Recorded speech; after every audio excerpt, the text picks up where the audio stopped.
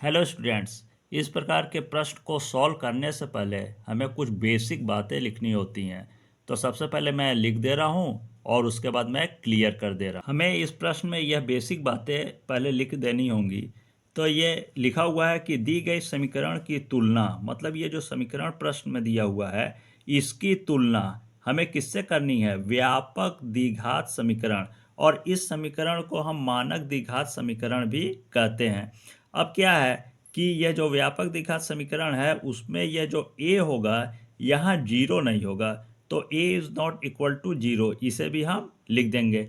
इसके बाद क्या है कि हम प्रश्न में दिए हुए समीकरण और व्यापक या मानक, इसे व्यापक या मानक द्विघात समीकरण भी कहते हैं, तो प्रश्न में दिए हुए समीकरण की तुलना व्यापक या मानक द्विघात समीकरण से करेंगे।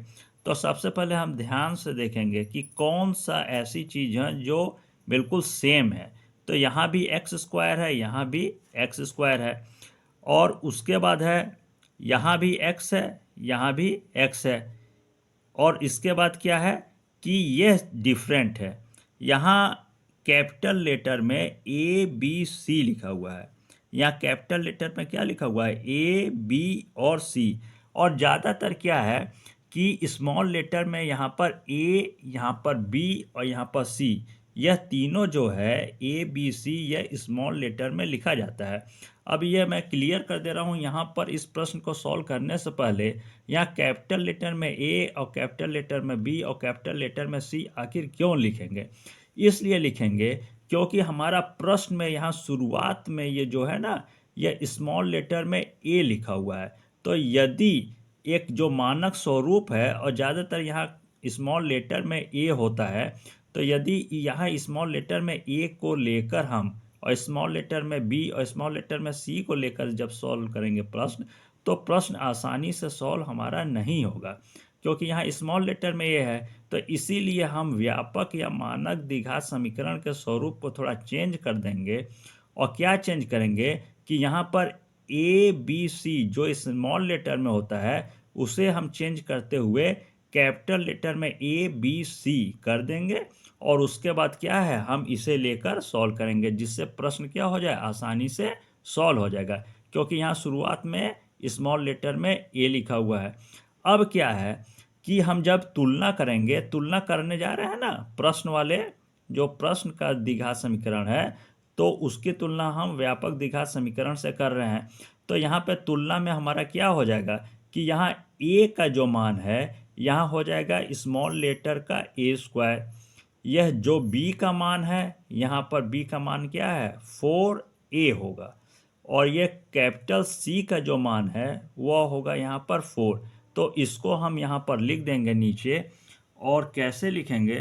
तो यहाँ हमारा हो जाएगा, ये प्रश्न में से देख कर लिखना। हमारा ए का मान आया है capital letter A equal to small letter A square, B का मान आया है 4a और सी का मान आया है 4।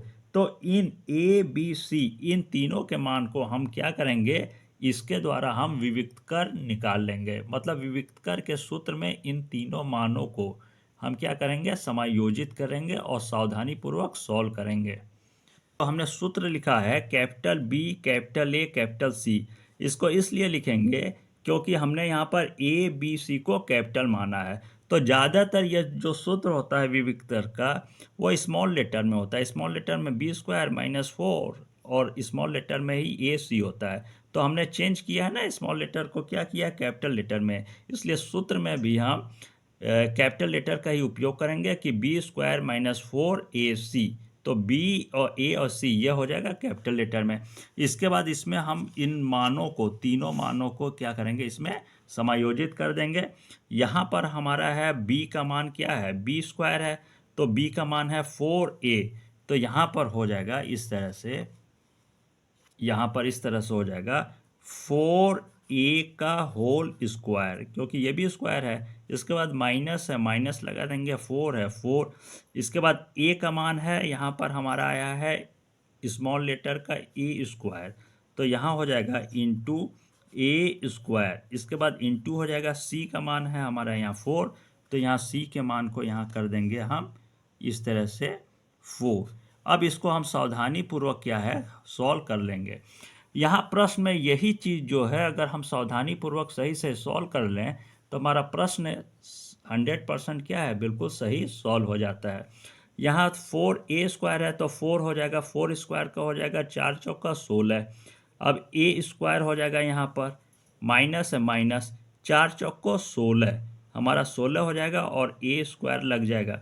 अब यहाँ क्या है कि यहाँ नीचे हमारा आ गया है कि 16a² माइनस 16a², तो 16a² में से 16a² क्या हो जाएगा, माइनस, तो हमारा आएगा 0 मान आएगा।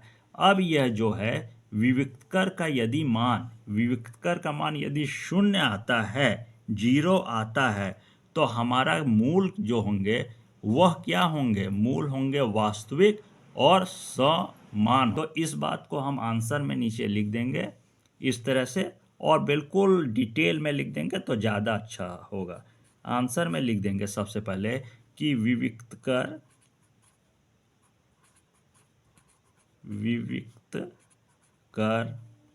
और इसको डिटेल में लिख देंगे, क्या लिखेंगे, विविक्तकर का मान 0 है, इस तरह हो जाएगा, 0 है, इसलिए यहाँ लिख देंगे, इसलिए क्या हो जाएगा, इसलिए मूल यहाँ हो जाएगा वास्तविक और समान होंगे, समान होंगे। अब यहाँ क्या है, ये जो समान है ना, इसको हम क्या कहते हैं, इसको यहाँ पर चेंज करके बराबर भी लिख सकते हैं या पुनरावृत्त के रूप में भी यहाँ चेंज करके लिख सकते हैं। विविक्तकर का मान 0 है तो उस समय लिखेंगे कि मूल जो होंगे वो वास्तविक होंगे, समान होंगे या बराबर होंगे या पुनरावृत्त होंगे। सेकंड स्टेज में है कि यदि हमारा विविक्तकर का मान जो आए वह पूर्ण वर्ग में आए तो उस समय लिखेंगे कि मूल जो होंगे वह वास्तविक होंगे, परमेय होंगे, असमान होंगे या भिन्न भिन्न होंगे। थर्ड स्टेज में हमारा यदि विविक्तकर का मान 0 से ज़्यादा है लेकिन वह पूर्ण वर्ग में न हो तो उस समय मूलों के संबंध में लिखेंगे कि मूल वास्तविक होंगे, अपरमेय होंगे, असमान होंगे या भिन्न भिन्न होंगे। स्टेज में यदि विविक्तकर का मान 0 से कम आए, ऋणात्मक में आए, जैसे -2, -3, -7, इस तरह से आए, तो उस समय मूलों के संबंध में लिखेंगे कि मूल क्या है, वास्तविक नहीं होंगे या काल्पनिक होंगे। चारों स्टेप को हमें सावधानी पूर्वक स्मरण रखना होगा साफ साफ।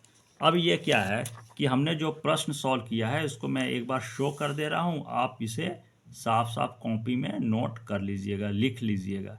यहाँ से आंसर है और यहाँ पर कैपिटल A, कैपिटल B और कैपिटल C में हम मानकर चलेंगे, क्योंकि प्रश्न क्या है, यहाँ स्मॉल लेटर में स्टार्ट हुआ है।